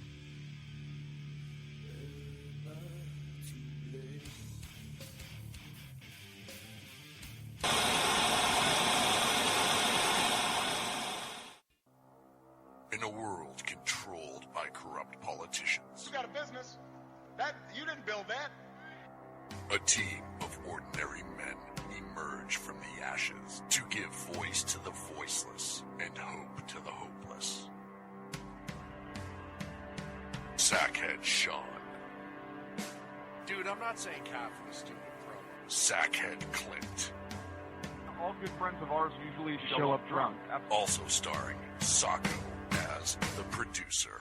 I'm a little bit drunk, I'm a little bit drunk, 'cause I'm drinking, drinking, drinking. They are the Sackheads Radio Show. Every Wednesday at 8 p.m. Pacific on shrmedia.com.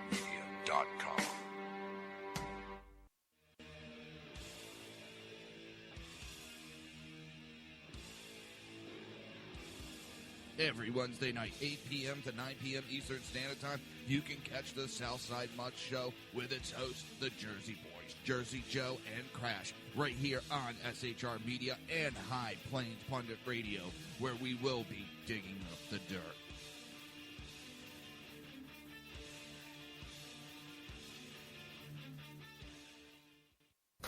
Times are dark. The people misled by corrupt politicians, lied to by establishment media, and deceived by the false messages of Islam. A nation in confusion needs a guide. It needs a man with a cane. I'm Dave Milner. Join me on Spreaker, SHR Media, High Plains Talk Radio, Live Rebooting Liberty, and YouTube for a unique brand of commentary on the unpleasant blind guide. Because truth is not always pleasant.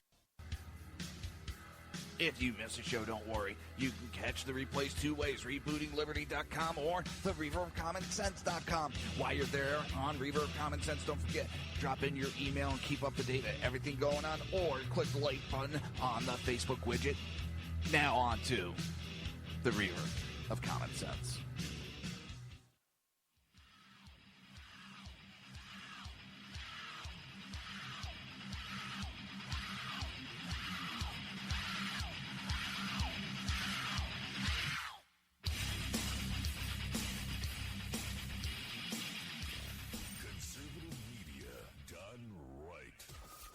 Listening to the SHR Media This show contains language that some viewers may find offensive. Listener discretion is advised. And now on to the show. And welcome back to the Reaver of Common Sense. I am your host, Jersey Joe, and I'm trying to make sense out of the senseless. I don't know. It doesn't seem to be straightening out anytime soon. I had hoped, I should say, by now, the Democrats would have got it through their heads and would start trying to act responsible, but I see they're still led by a bunch of children. I mean, immature children that care more about feel-good, social justice warrior bullshit than actual governing the country. They're catering to this small group in America, ignoring the big issues that are going on in this country. But Chelsea Handler is slammed for a tweet calling for laws against people who think racism is funny, which is kind of weird for her because she is like the anti-political correctness queen of mouth, and she has made so many racist comments over the years under the guise of joke. But now, she's out there because it's a good social justice movement. But not everyone thinks Chelsea Handler is funny anymore. The comedian suggested in a recent tweet that there should be laws against people who think racism is funny. 2 Chinese guys were arrested in Berlin for making a Nazi salute, Handler tweeted Sunday. Wouldn't it be nice to have laws here for people who think racism is funny? Well,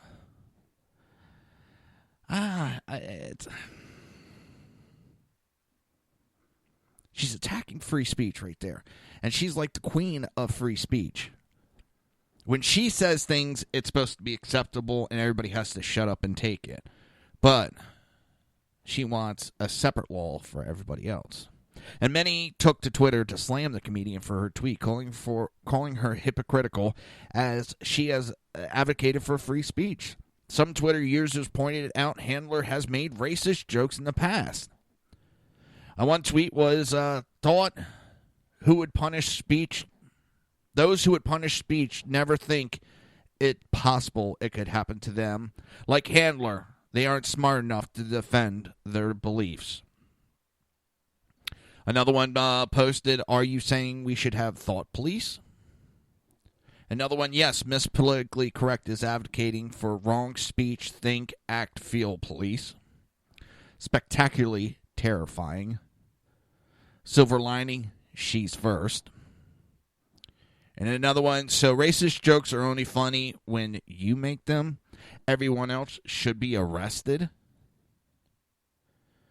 If it wasn't clear if Handler was joking with her message, a rep for the Star did not immediately return to Fox News request for a comment. I thought there was... let me pull that up real quick, because there was some examples of her.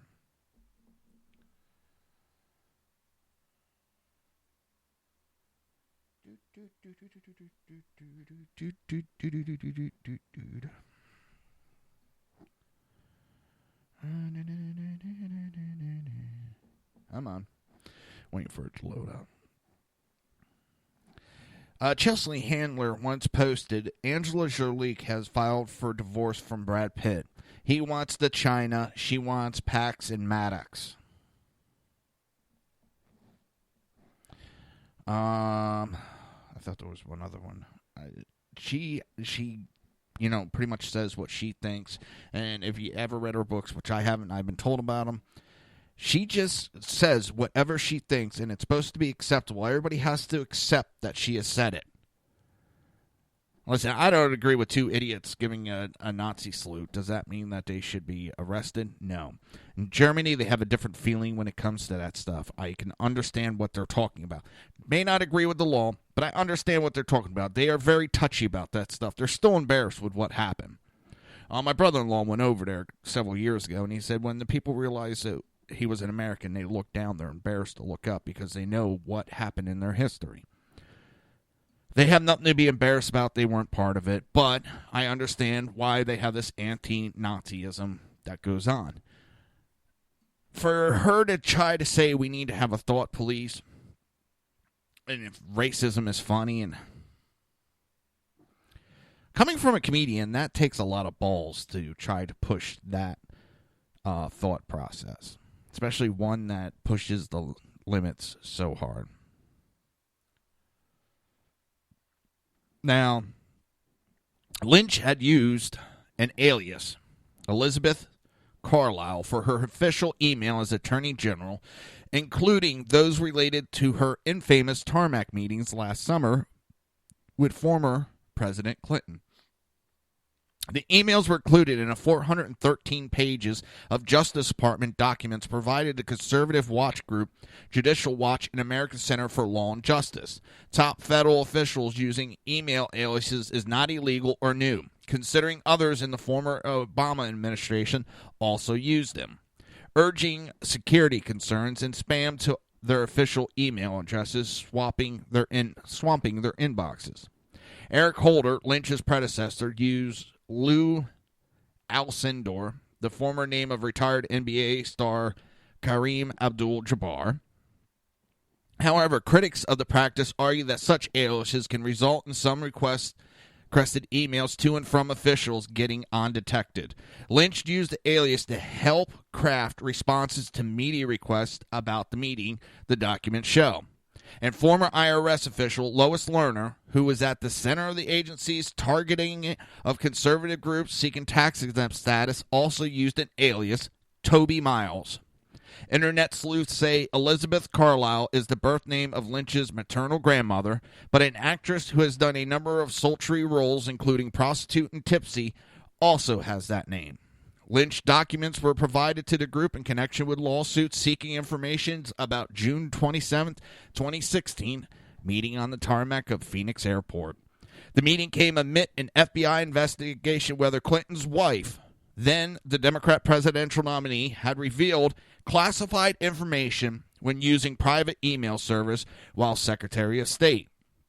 About a week later, FBI Director James Comey concluded the case by saying Clinton was extremely careless, but recommended the Justice Department not pursue criminal charges. In Senate testimony early this year, Comey said the meeting was a deciding factor in his decision to act alone to update the public on the investigation. He also said Lynch had directed him to call the investigation a matter which confused him. The former president left his private plane and boarded Lynch uninvited. Lynch said in the aftermath that they talked about grandchildren and other matters, but that investigation was not discussed.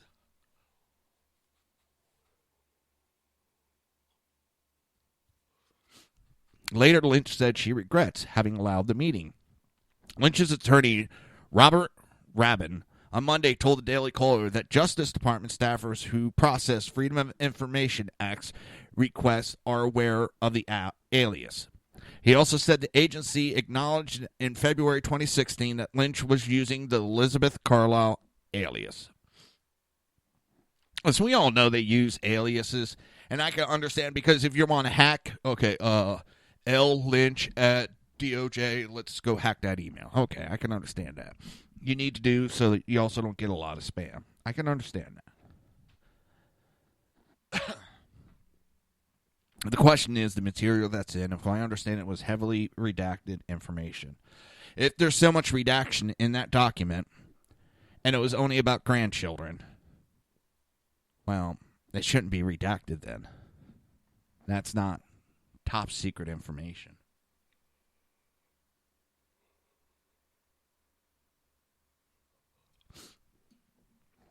Oh, man. Allergies are starting to kick up.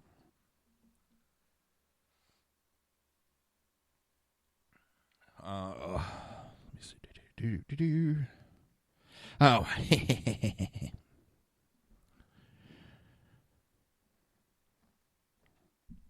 Al Gore admits hyperglobalization failure explains Trump appeal and voters don't trust the elite and expert.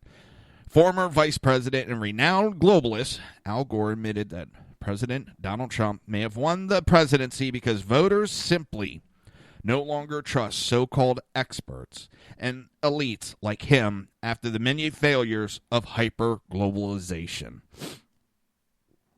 Gore made his remarks on Chris Hayes' MSNBC show that aired on Friday evening while discussing his various projects to combat climate change.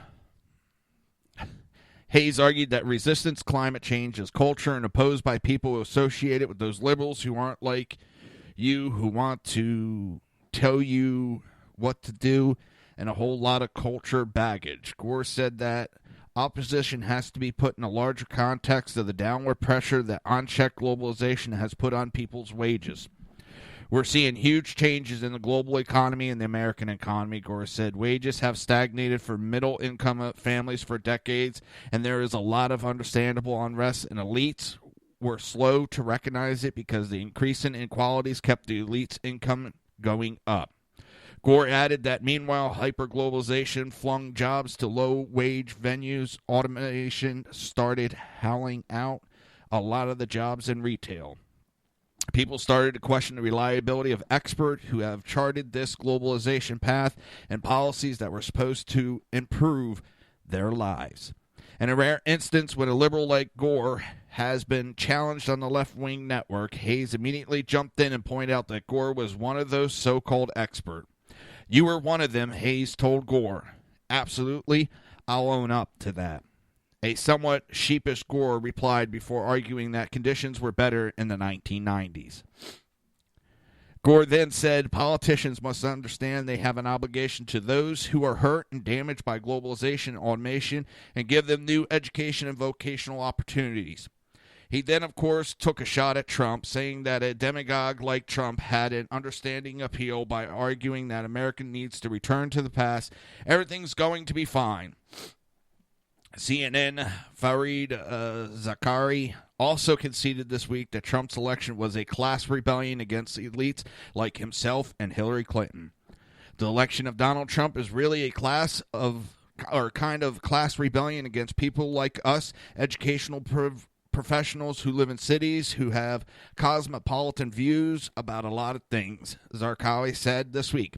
I think there's a whole part of America that's sick and tired of being told what to do by this overeducated professional elite that Hillary Clinton in many ways perfectly represented, and that's why they're sticking with him. Holy shit, they're actually they're working at angle there to admit that. They're working at angle. I don't trust it, and I don't trust them. All right, that's coming up to the end of the show. I know I'm a couple minutes left, but allergies are kicking my ass. So, let's see what else I could fit in. One last article.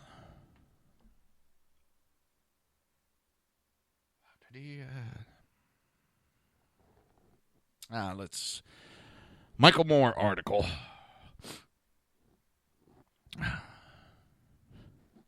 Michael Moore slams Trump BritX, telling Brits, enjoy your miserable life on your island. Left-wing filmmaker Michael Moore has told Britons in a rant against BritX and U.S. Donald Trump. Appearing on Channel 4 News, the director and activist said Britain and the U.S. are competing to see which country would be the first to ditch political ideology that he disapproves of. We're in a bit of a race here, Britain and the U.S., to see which one of us is going to get out of the situation first, asserting that he would put money on Britain winning by sabotaging BritX before Trump loses the White House. Presenter Jon Snow then pointed out that Labour leader Jeremy Corbyn was as pro-exit as the hawks in the Conservative Party, to which the left-winger explained he thought a Labour election victory would result in Britain's remaining in Europe. If you want to leave Europe, responded Moore, telling Britons, you're still part of Europe, but maybe enough people there just don't want to be part of it.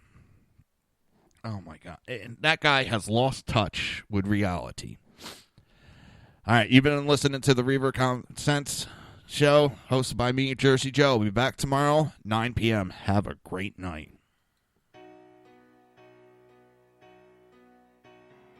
You've been listening to the Reaver of Common Sense with its host, Jersey Joe. You can tune in every day, Monday through Friday, 11 a.m. to 1 p.m. Eastern Standard Time, right here on hppundit.com and shrmedia.com.